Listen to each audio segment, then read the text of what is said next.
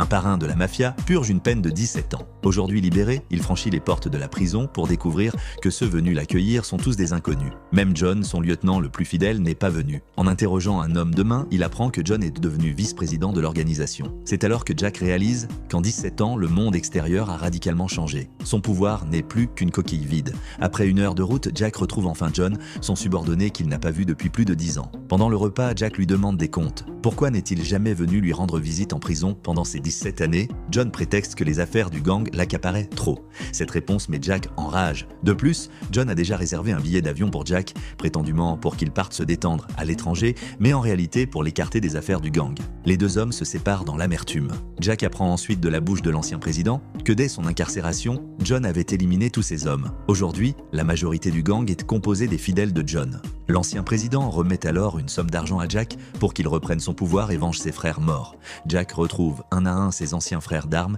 et découvre qu'ils ont tous été réduits à une existence misérable par John. Il jure de récupérer ce qui lui appartient.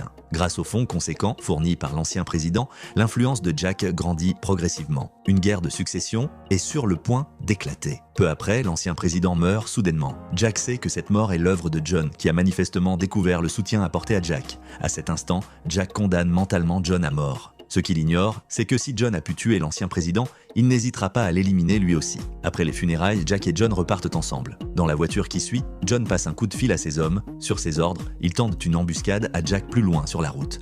Mais Jack semble avoir flairé le piège. Il sort un poignard, puis son chauffeur écrase brutalement les freins.